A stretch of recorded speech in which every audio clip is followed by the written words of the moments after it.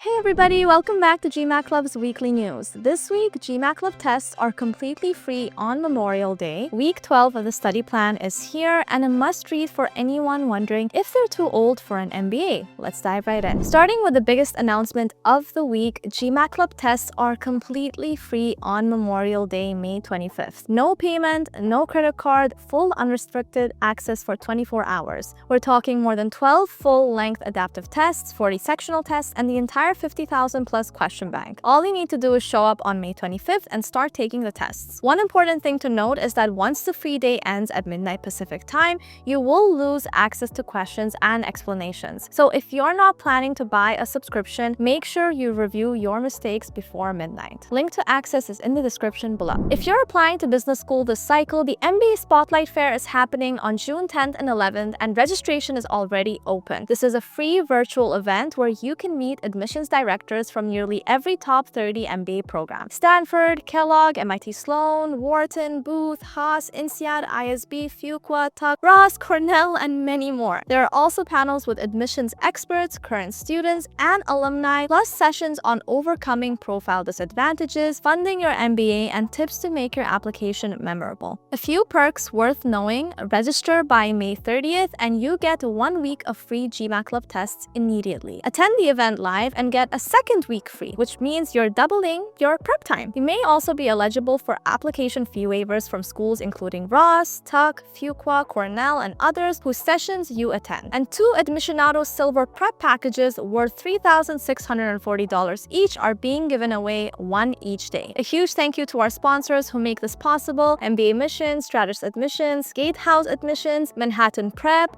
Target Test Prep, Avanti Prep, Vikram Shah Consulting, Admissionado, Forte Foundation, and AGAC. Register now, link is in the description below. This one is for MBA applicants who want to do more than just apply. GMAT Club is looking for motivated applicants targeting round 1 or round 2 of the 2026 to 2027 cycle to join the next moderator class. Last cycle, 20 plus GMAT Club moderators got into M7 and T15 schools, many with strong scholarships. As a moderator, you own one school's GMAT Club forum and WhatsApp space. You keep discussions active, post updates and deadlines, and help make the community genuinely useful for everyone applying after you. In return, access to admissions consultants, essay and resume review opportunities, strategy office hours, student and alumni sessions, and a strong peer group going through the same journey. It's about 15 to 20 minutes a day, and if you're actively applying and nearly done with your GMAT, the intake form is linked in the description below. Week 12 of the GMAT Club study plan is live, and this is the final week of the program. If you've made it this far consistently, genuinely, well done. That's 12 weeks of building fundamentals, managing time practice, analyzing mocks, and reviewing mistakes. The tone this week is a little different. It's not about cramming more, it's about staying consistent, building confidence,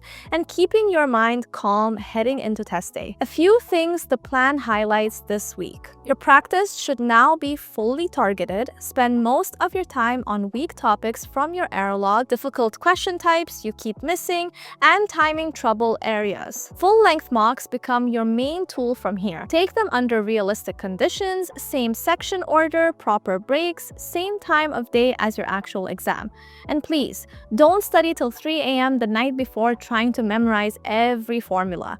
A calm mind performs better than an overloaded one. Full plan with all resources is linked in the description below. This week's community debrief comes from someone who went from 655 to a 695 on the GMAT focus, and their story is worth reading carefully. The jump wasn't from tricks or new resources. It came from enhanced discipline and conceptual clarity. In the final month before the retake, they put in 5 focused hours every day: active problem solving, error log review, sectional tests, and revising core concepts. A few principles they swear by: no shortcuts, and if you don't know why an answer is correct, you don't fully understand it. Error log over question volume, reviewing mistakes matters more than solving new problems, and sectional tests made a huge difference, not just for accuracy, but for building endurance and pacing strategy. Full debrief is in the description below. Definitely worth a read. Another honest post from the community this week: someone scored 585 overall, Q79, V82, DI76,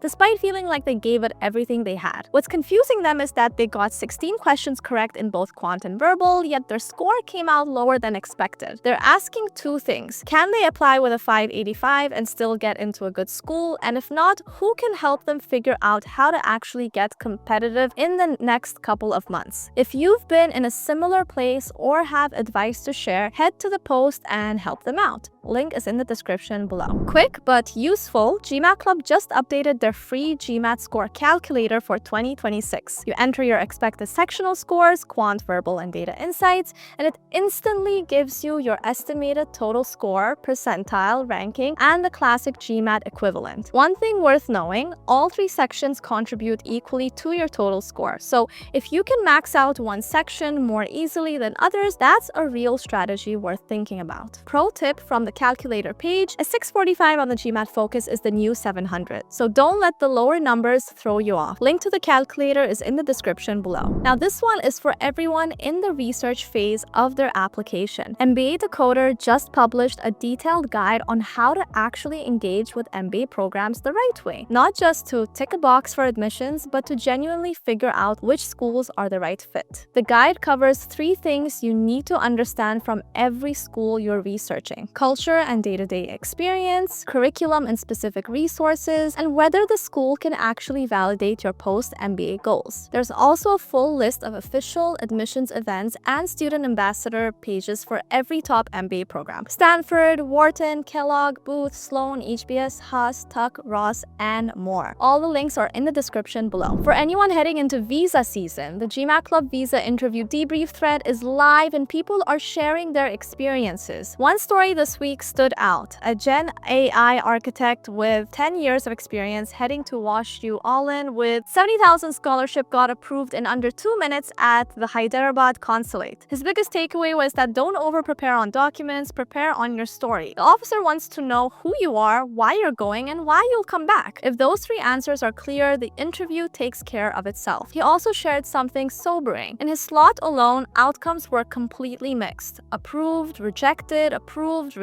sometimes back-to-back with no obvious pattern. If you have a visa interview coming up, read the full thread in the description below. The practical tips are genuinely useful. And finally, one of the most common questions we see on GMAT Club every single cycle: I have 8 years of experience. Am I too old for a full-time MBA? Well, MBA Decoder just published a thorough answer to this, and the short version is that no, you're not too late, but you do need to be more deliberate. Most full-time MBA programs are designed for candidates with around 5 years of experience. Applicants with 8 or more years are admitted, but they face different trade-offs and a slightly different admissions bar. The article covers when a full-time MBA still makes sense, when an executive MBA or one-year program might be smarter, how family and financial considerations change the math, and the one question admissions committees will always push you on: why now, at this point in your career? If you're a more experienced applicant wondering where you stand, this article is worth reading carefully. Link is in the description below. Alrighty guys, that's your GMAT Club weekly news for May 25th. All links are in the description below, and a reminder, GMAT Club tests are completely free on May 25th today. So don't miss it. If you found this useful, hit the like button, subscribe to our channel if you haven't already, and we'll see you same time next week. Good luck out there. Keep grinding. Bye-bye.